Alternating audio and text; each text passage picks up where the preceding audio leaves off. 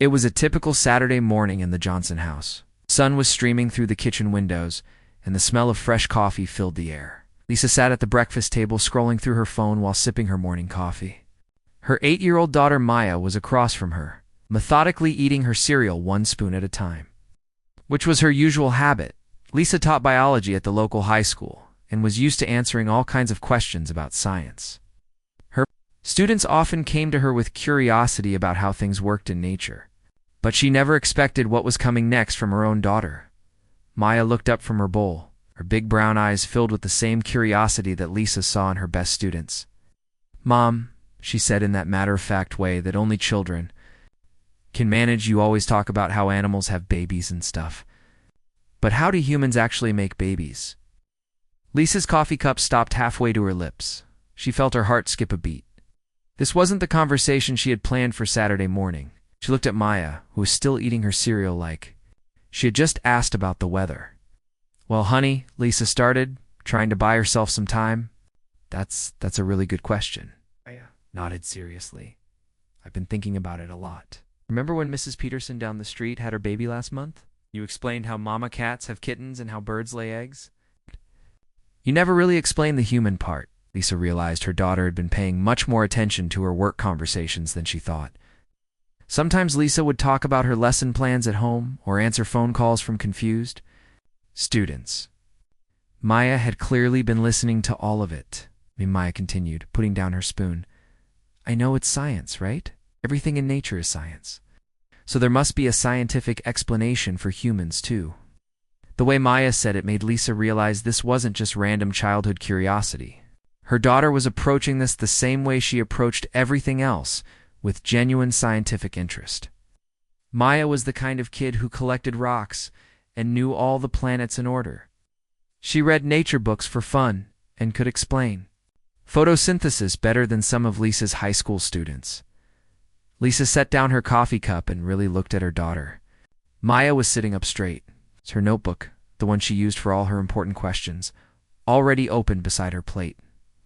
This was serious business for an 8-year-old. "You want to understand the science behind it?" Lisa said slowly. "Exactly." Maya's face lit up. "Like, I know babies grow inside moms. But how does that actually work? What's the biological process? And how does the baby actually get there in the first place?" Lisa felt a mix of pride and panic.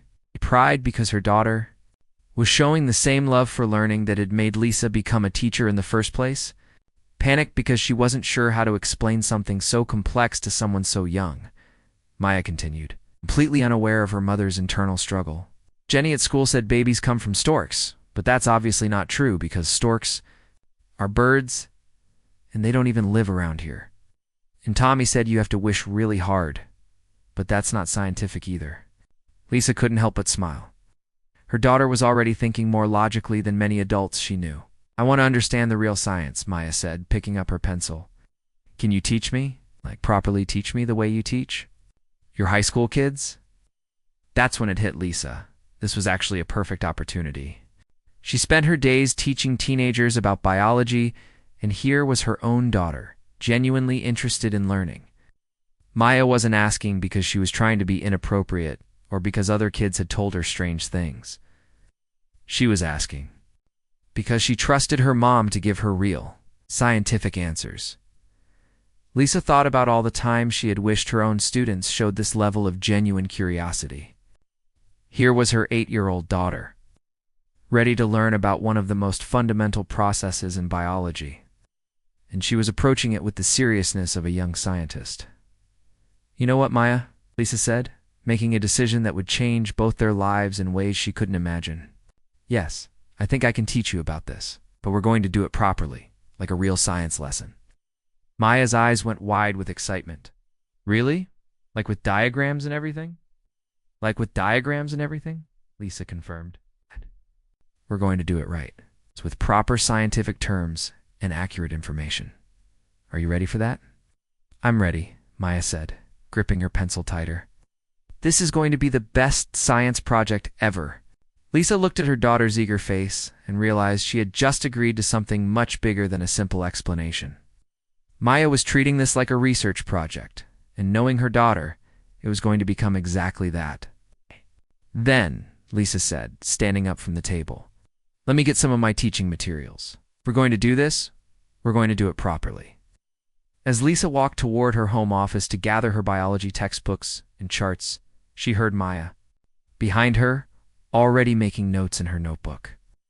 She could hear her daughter mumbling to herself, Human Reproduction Research Project, Day 1.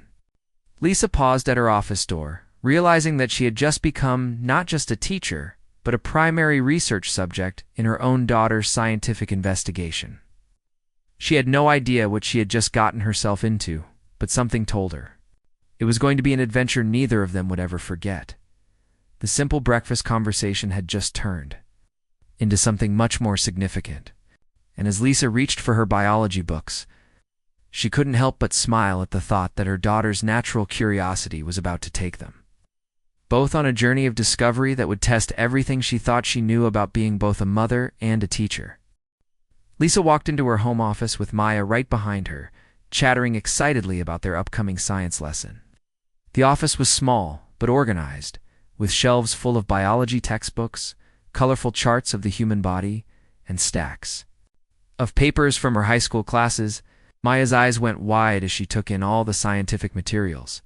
Wow, Mom, this is like a real laboratory, Maya said, running her fingers along the spines of the textbooks. Can I touch these? Duh! You can, Lisa laughed. In fact, you're going to help me choose which ones we need. She pulled out a chair for Maya at the small desk. But first, we need to establish some ground rules for our research project. Maya immediately sat up straighter, pulling out her notebook and pencil.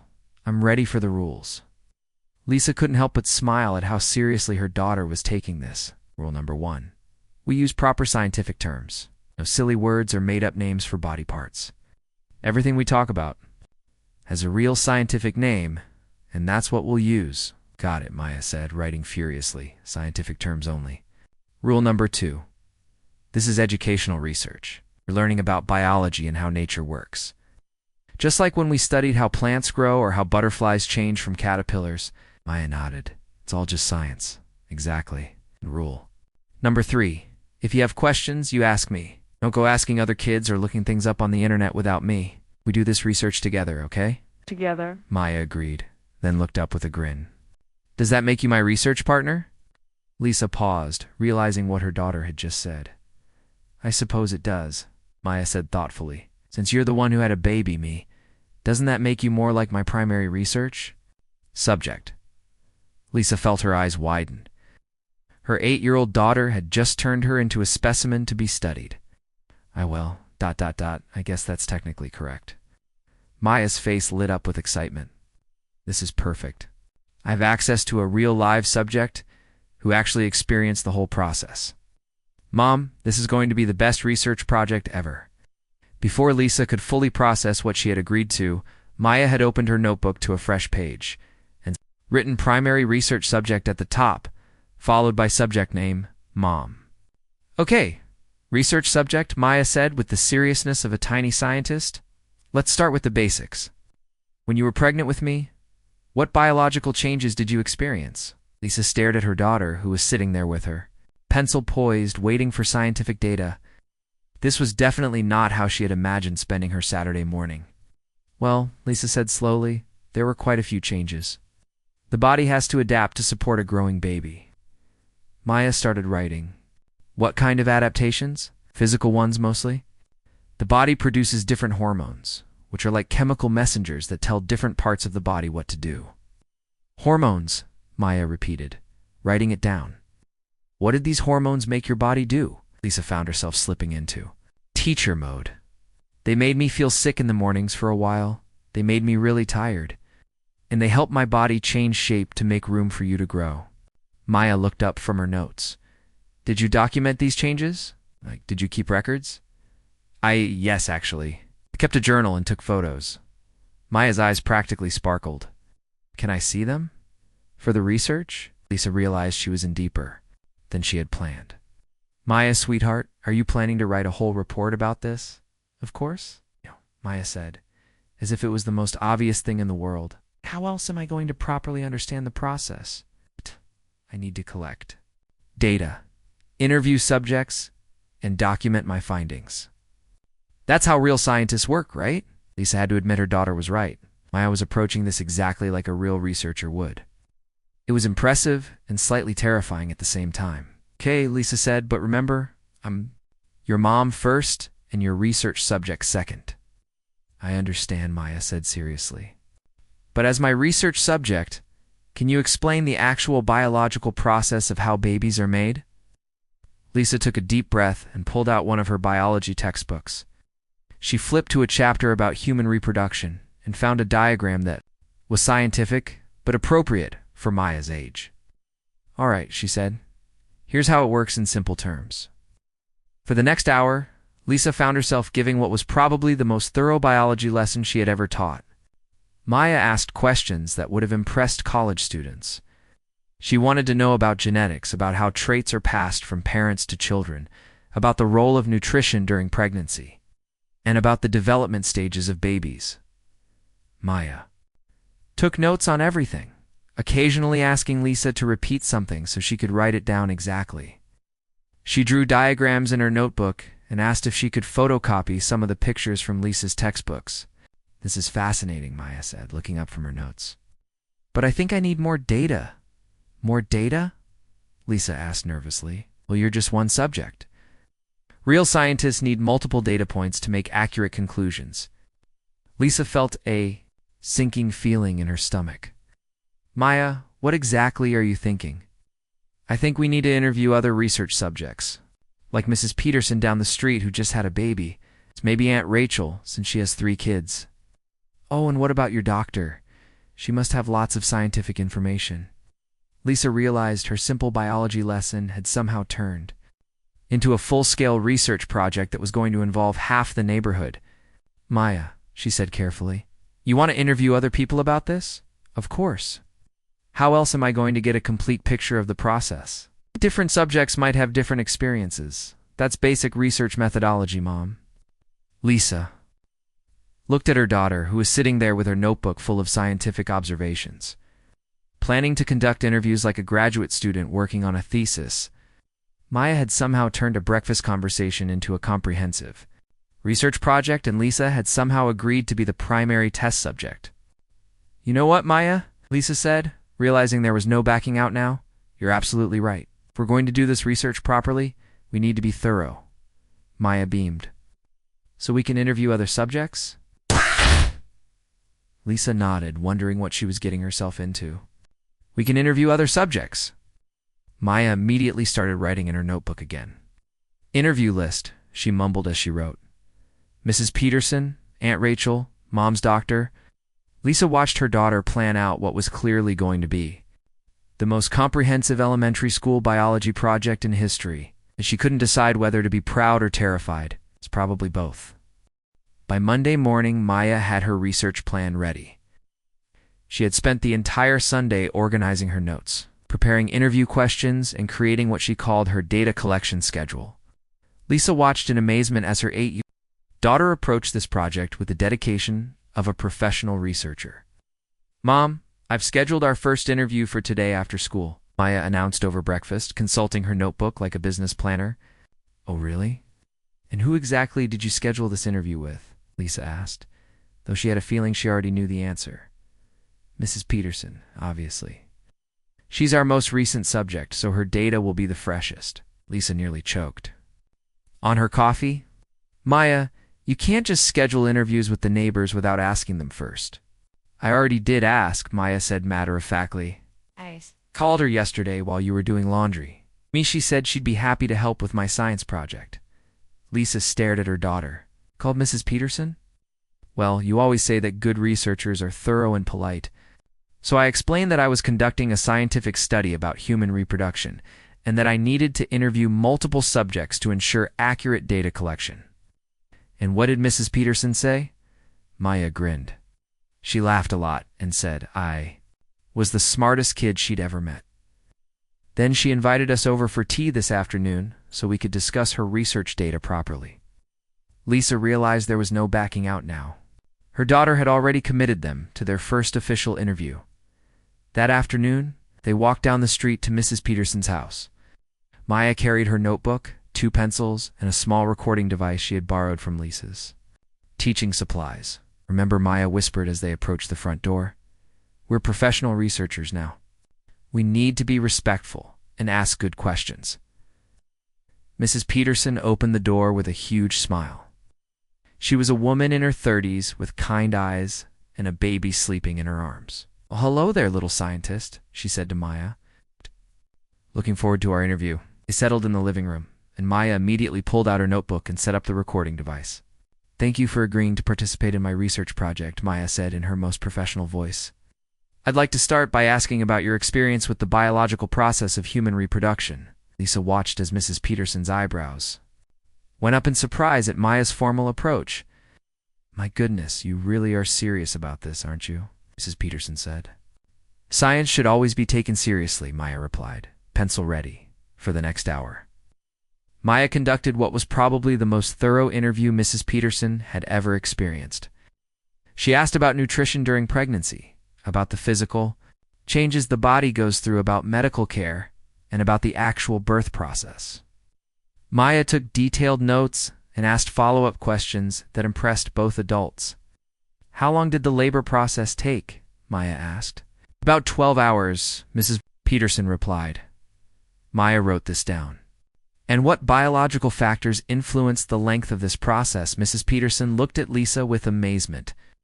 She really knows what she's talking about, doesn't she? She's been studying, Lisa said proudly. By the time they left, Maya had filled 6 pages with notes and had already scheduled a follow-up interview for the next week. This is going great, Maya said as they walked home. But I think we need more diverse data. Mrs. Peterson only has 1 baby. We need to interview someone who has multiple children to see if the process changes. Lisa knew exactly where this was heading. You want to call Aunt Rachel? Exactly. She has 3 kids, so she's experienced the process multiple times. That's what researchers call a repeat subject. That evening, Maya called her Aunt Rachel and explained her project. Rachel, who was Lisa's sister and used to Maya's scientific interests, agreed to be interviewed over video call the next day. The video interview was even more entertaining than the in-person one. Rachel answered Maya's questions with the same seriousness that Maya asked them, treating the 8-year-old like a real researcher. Did you notice any differences in the biological process between your first, second, and third pregnancies? Maya asked. Actually, yes, Rachel replied thoughtfully. Each pregnancy was different. The first one made me very sick in the mornings. The second one made me incredibly tired. The third one made me want to eat pickles with everything. Maya wrote furiously. These variations suggest that the same biological process can manifest differently in the same subject. Very interesting. Lisa watched this exchange with a mixture of pride and bewilderment. Her daughter was actually conducting legitimate research. Her family members were taking it seriously. But Maya wasn't done yet. The next day, she announced that she wanted to interview a medical professional to get expert scientific opinion for her research. I think we should make an appointment with your doctor, Maya said. She'll have the most comprehensive understanding of the biological processes we're studying. Lisa tried to explain that doctors were busy people who might not have time for an 8-year-old's research project. But Maya was persistent. Mom, you always say that good students should consult multiple sources. I've interviewed 2 subjects with personal experience. Now I need an expert opinion to validate my findings. Against her better judgment, Lisa called her doctor's office. When she explained the situation, the receptionist put her on hold for a long time. Finally, the doctor herself came on the line. This is the most adorable research request I've ever received, Dr. Williams said. Bring her in. I'd be happy to contribute to her scientific education. 2 days later, they sat in Dr. Williams' office. Maya had prepared a list of questions that would have been appropriate for a medical school interview.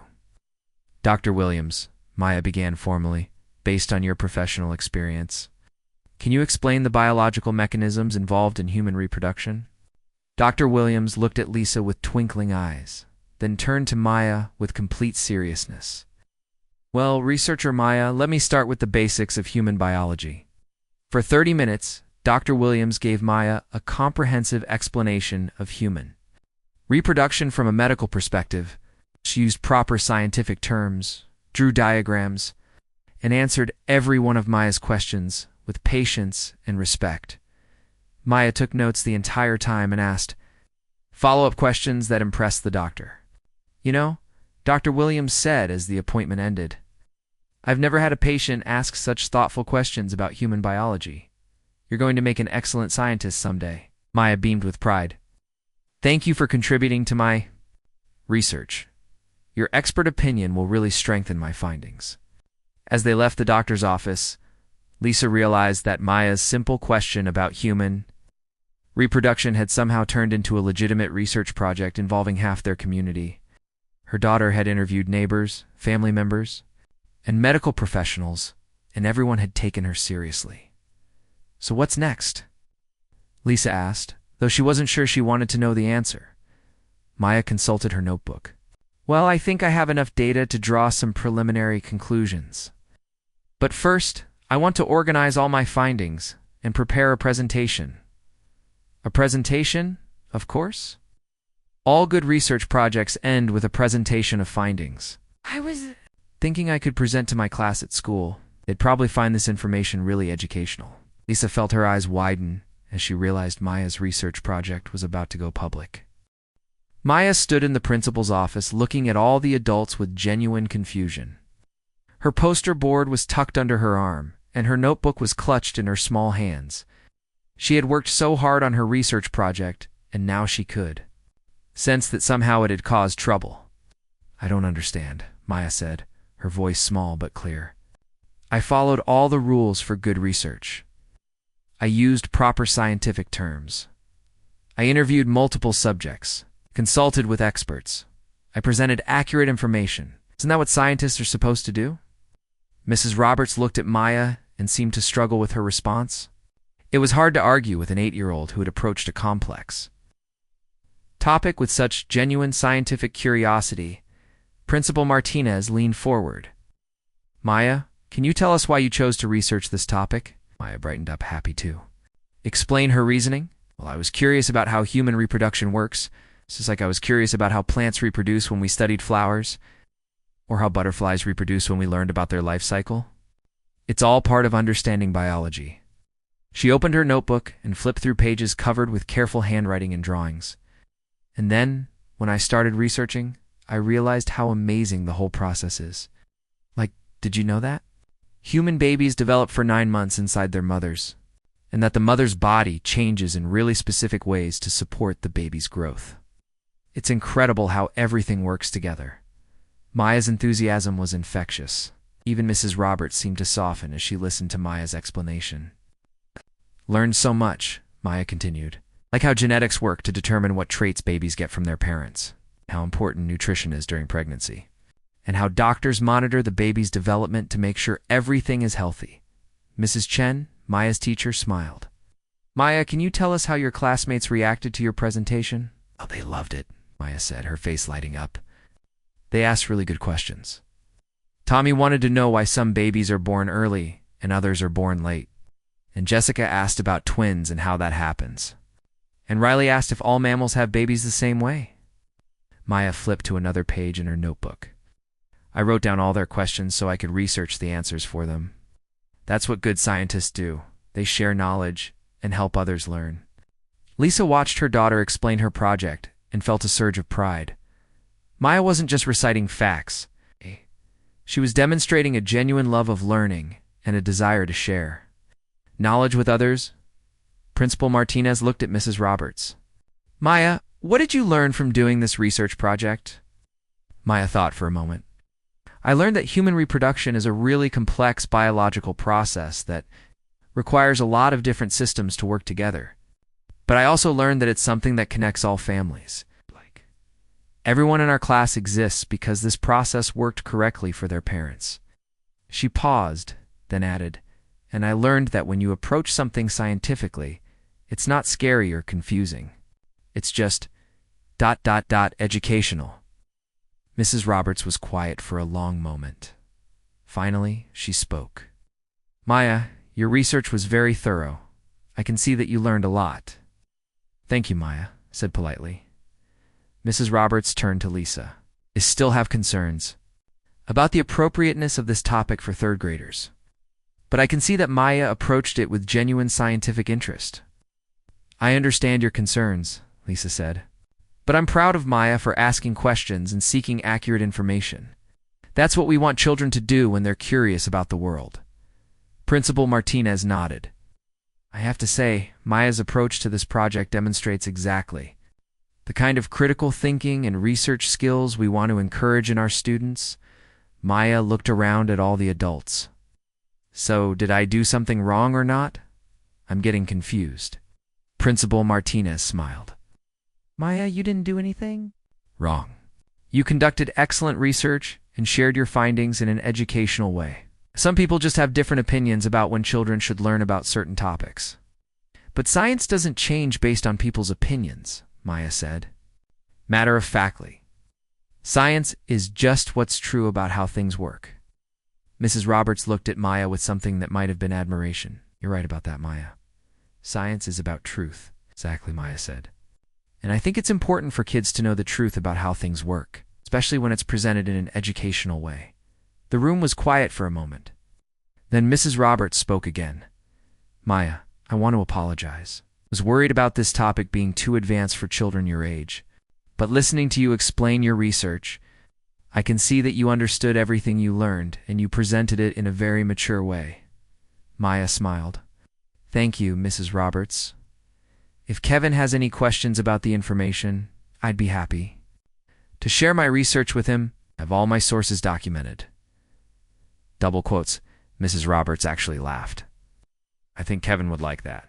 He's been asking me questions all afternoon that I wasn't sure how to answer. Lisa felt a wave of relief wash over her.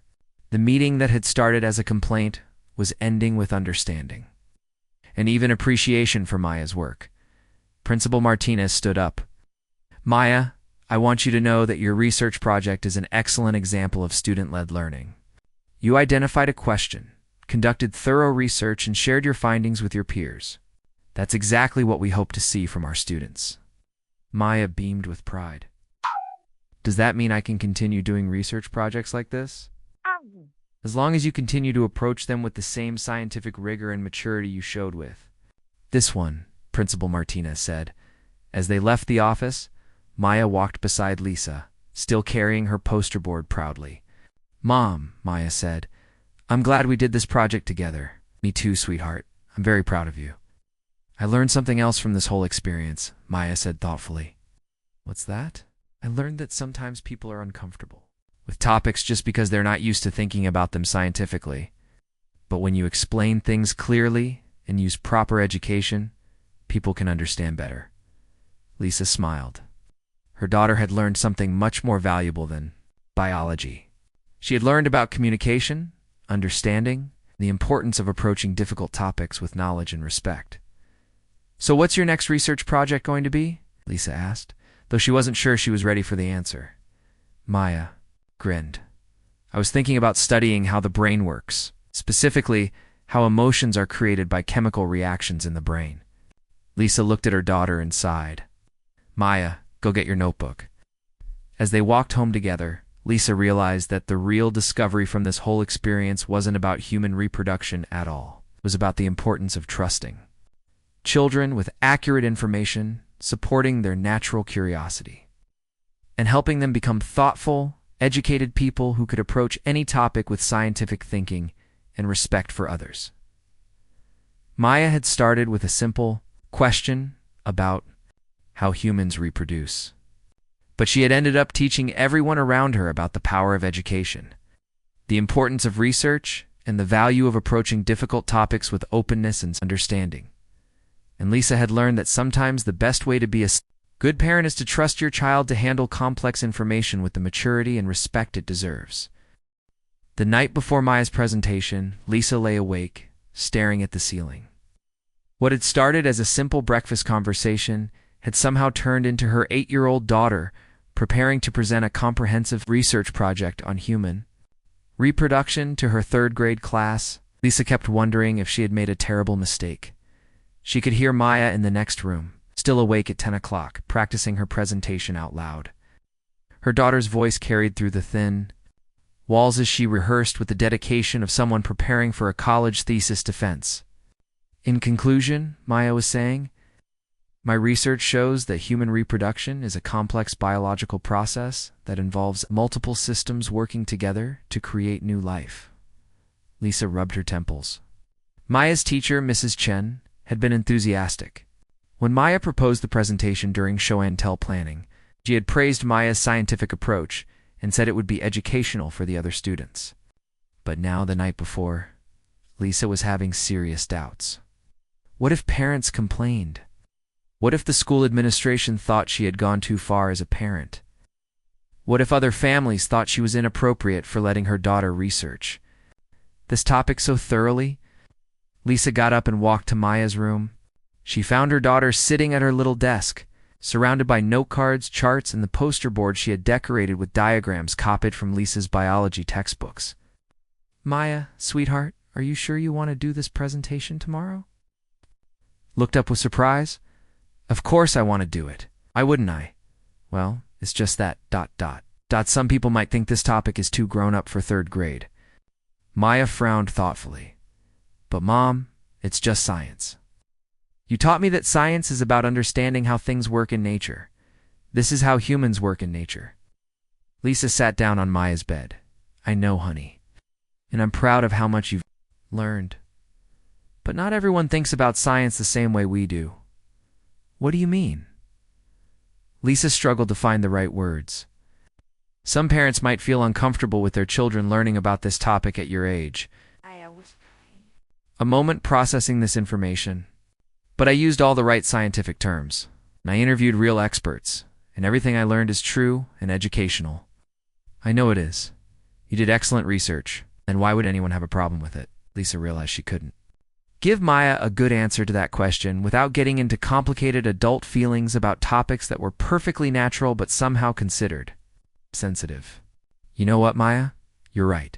If you've done good research and you're presenting accurate scientific information, then you should be proud of your work. Maya smiled. I am proud of it. I learned so much, and I think my classmates will too. Next morning, Lisa dropped Maya off at school with a mixture of pride and anxiety. Maya carried her poster board and her stack of note cards with the confidence of someone who had spent weeks preparing for this moment. Good luck with your presentation, sweetheart, Lisa said, giving Maya a hug. Thanks, Mom. I'll tell you all about how it goes. Lisa went to work, but she couldn't concentrate on her high school biology classes. She kept checking her phone, expecting a call from the principal's office. The call came at 2 o'clock. Mrs. Johnson, this is Principal Martinez from Riverside Elementary. Could you come in for a meeting this afternoon? It's about Maya's presentation today. Lisa's heart sank. Is everything okay? Everything's fine. Maya is fine. But we do need to discuss what happened in her class today. Lisa left work early and drove to the elementary school with her stomach in knots. She had no idea what to expect. When she walked into the principal's office, Principal Martinez was sitting behind his desk with Maya's teacher. Mrs. Chen and another woman Lisa didn't recognize. Mrs. Johnson, thank you for coming, Principal, Martinez said. This is Mrs. Roberts. Her son Kevin is in Maya's class. Lisa felt her heart sink even further. This was obviously a complaint. I wanted to discuss Maya's presentation today, Mrs. Roberts said. I heard about it from Kevin, and I have some concerns. Here it comes, Lisa thought. She braced herself for criticism about her parenting choices. Where is Maya? Lisa asked. She's in the library with the librarian, Mrs. Chen said. We thought it would be better to discuss this with just the adults first. Lisa nodded, feeling like she was about to be put on trial. Mrs. Roberts leaned forward. Kevin came home today talking about Maya's presentation. He was very excited about what he learned. Lisa blinked in surprise. It wasn't what she had expected. To hear, Mrs. Roberts continued. The thing is, I don't think children that young should be learning about this topic in school. I believe these are conversations that should happen at home, between parents and children, when the parents decide the time is right. I understand your concern, Lisa said carefully. But Maya approached this as a scientific research project. She used proper terminology and focused on the biological aspects. That may be true, Mrs. Roberts said, but she's 8 years old. 8-year-olds shouldn't be presenting about human reproduction to their classmates. Principal Martinez spoke up. I've reviewed Maya's presentation materials, and I have to say, everything was age-appropriate and scientifically accurate. Maya clearly put a lot of work into her research. The presentation was actually quite impressive, Mrs. Chen added. Maya answered her classmates' questions with maturity and knowledge. The other children were genuinely interested and asked thoughtful questions. Lisa felt a tiny bit of relief, but she could see that Mrs. Roberts wasn't satisfied.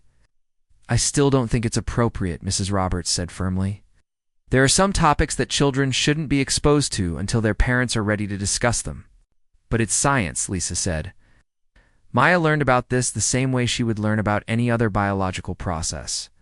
It's not the same thing and you know it, Mrs. Roberts replied. The room fell silent. Ow. Lisa realized that no matter how scientific and educational Maya's approach had been, some people would always see this topic as inappropriate for children. Principal Martinez cleared his throat. I think we need to hear from Maya herself. After all, this is her project. A few minutes later, Maya walked into the office carrying her poster board. She looked around at all the serious adult faces and seemed to understand immediately that her presentation had caused some kind of problem. Did I do something wrong? Maya asked quietly. No, sweetheart, Lisa said quickly. Your presentation was wonderful. Here. We're just having a discussion about it. Maya looked at Mrs. Roberts. Are you upset about my research project, Mrs. Roberts? Expression softened slightly when she looked at Maya directly. I'm not upset with you, honey. Just think this might be a topic that's better discussed at home with parents. Maya considered this seriously. I did discuss it at home with my mom. She taught me everything. And then I did additional research to make sure I had accurate information. That's very good, Mrs. Roberts said. But not all parents want their children learning about this topic yet. Maya looked genuinely confused. But it's just science. It's how nature works. Why wouldn't parents want their children to understand how nature works? The room fell quiet again. Maya had asked the question that none of the adults knew how to answer.